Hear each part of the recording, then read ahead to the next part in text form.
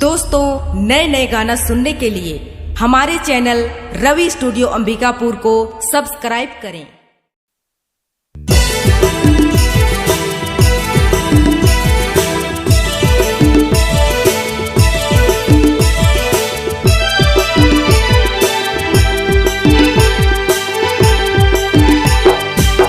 दीवानी रे दीवानी मोही मोही डारे मोही मोही डारे ना। दीवानी रे दीवानी मोही मोही डारे मोही मोही डारे ना। दीवाना रे दीवाना मोही मोही डारे वो मोही मोही डारे ना। दीवाना रे दीवाना मोही मोही डारे वो मोही मोही डारे ना।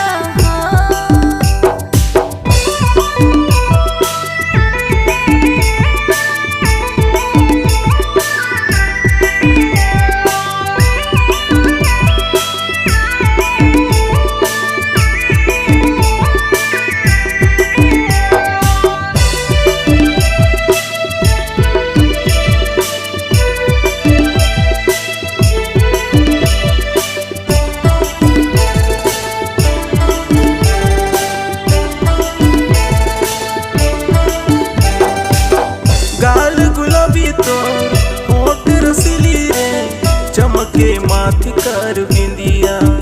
खन खन बजते हाथ के कंगना, बोले पाँव के पायलिया।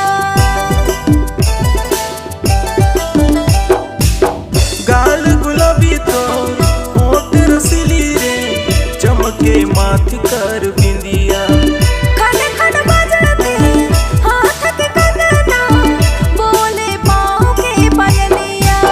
जोगनी रे जोगनी मोही मोही डारे मोही मोही डारे ना।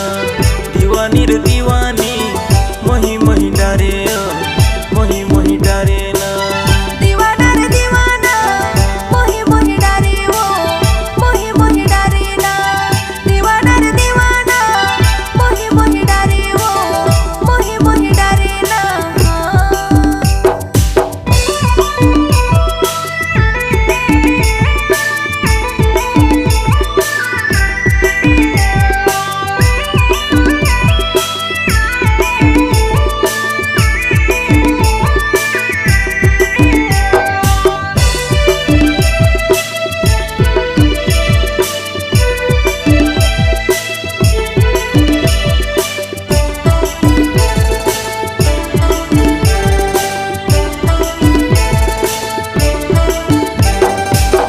पातर पातर लागे तोर कनिया, तोला बनाहू रे दुल्हनिया।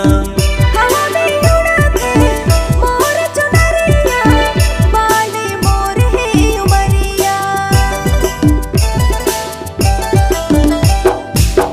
पातर पातर लागे तोर कनिया, तोला बनाहू रे दुल्हनिया।